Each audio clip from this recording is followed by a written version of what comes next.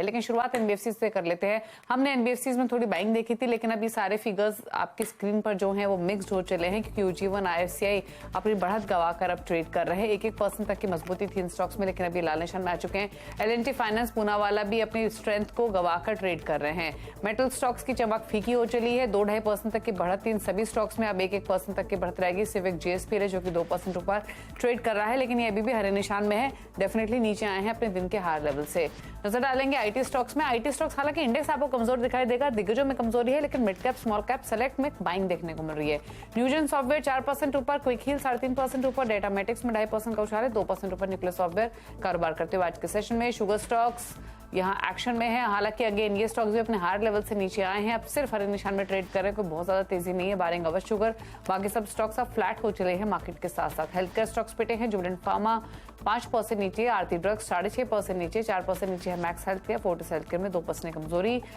Mid cap से कुछ और स्टॉक जो कि फिसले हैं, जेएसडब्ल्यू एनर्जी 7% नीचे है, भारत फोर्ज 4% नीचे है, सीजी पावर में 3.5% की गिरावट, श्रीराम फाइनेंस भी 3.4% नीचे कारोबार करते हुए आज के सेशन में। लेकिन चलिए कुछ खबरों की ओर रुख करते हैं। और कैबिनेट ने न्यूट्रिएंट बेस्ड फर्टिलाइजर सब्सिडी को मंजूरी दे दी है। सोर्सेस के मुताबिक रबी सीजन के लिए फर्टिलाइजर सब्सिडी को मंजूरी दी है। और इसी एक्सक्लूसिव खबर के साथ लक्ष्मण रॉय हमारे साथ मौजूद है। लक्ष्मण, बताइए और क्या डिटेल्स?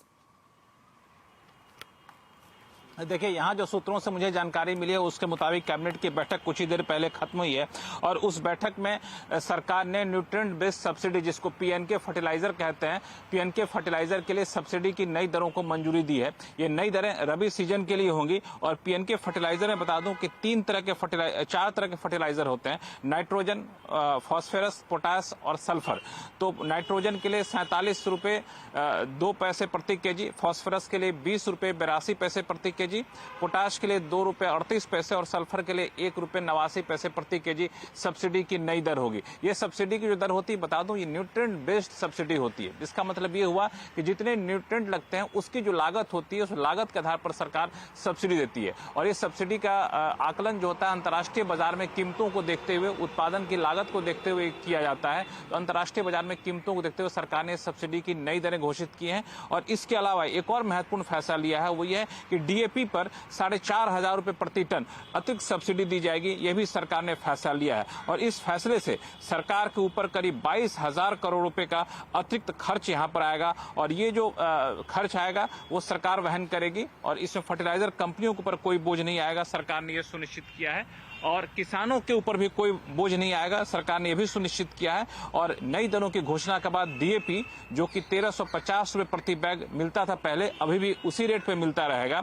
एनपीके जो कि 1470 रुपए प्रति बैग मिलता था और एसएसपी 550 रुपए प्रति बैग मिलता था, वो उसी रेट पे मिलता रहेगा। किसानों के लिए कीमतों में कोई बढ़ोतरी नहीं होगी। एमओपी भी पुराने रेट पर जहां 1700 रुपए प्रति बैग मिलता था, अब 1655 रुपए प्रति बैग मिलेगा, यानी यहाँ पे कीमतें घट रही है। तो किसानों को राहत, फर्टिलाइजर कंपनियों को राहत, क्योंकि सरकार ने यहाँ पे सब्सिडी भी देने का फैसला लिया है।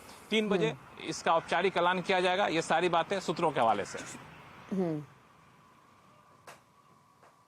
सोर्सेस के थ्रू ये डिटेल्स, 3 बजे औपचारिक ऐलान। लेकिन इंपॉर्टेंट खबर, फिर चाहे वो किसान हो या फिर फर्टिलाइजर कंपनीज ही क्यों ना हो। शुक्रिया लक्ष्मी डिटेल्स बताने के लिए। रुक रहे इसी के साथ एक ब्रेक के लिए, ब्रेक के उस पर कुछ और खबरों की ओर रुख करेंगे, साथ ही लेकर आएंगे फ्लैट नंबर 1 का अपडेट। वापस आते हैं।